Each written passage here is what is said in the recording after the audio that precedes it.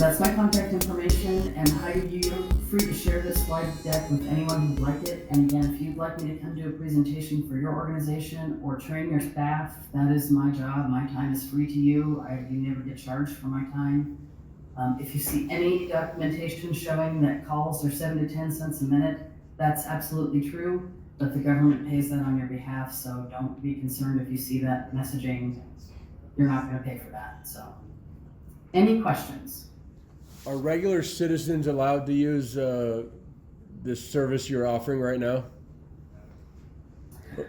Well, it depends on what you mean by regular citizens. So if anyone is part of the gets infrastructure organizations, they are eligible to have the services. So there are a lot of different kinds of organizations that have the services. Currently today, there's about 550,000 GETS cards out there and just under 600,000 WPS subscribers. So there are not really a lot of people who use these services.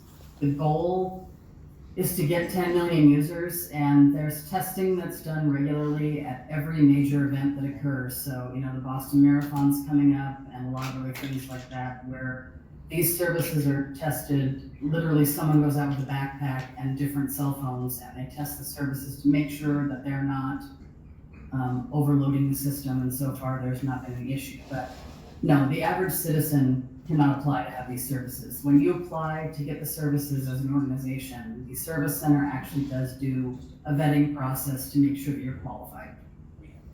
I have another question. In a grid down scenario, does GETS and WPS still function? I didn't hear the first part. In a grid down scenario, power outage locally or nationwide, does GETS still operate?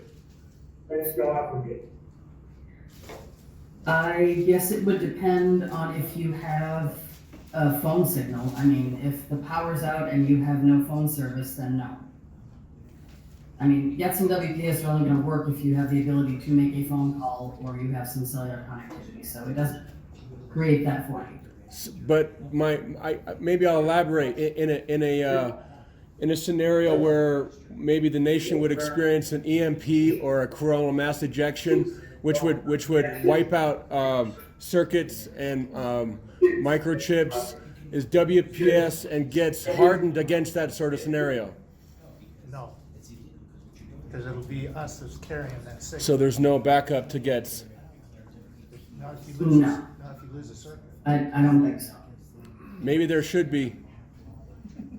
There probably should be. It's just a question and a proposition. Yeah.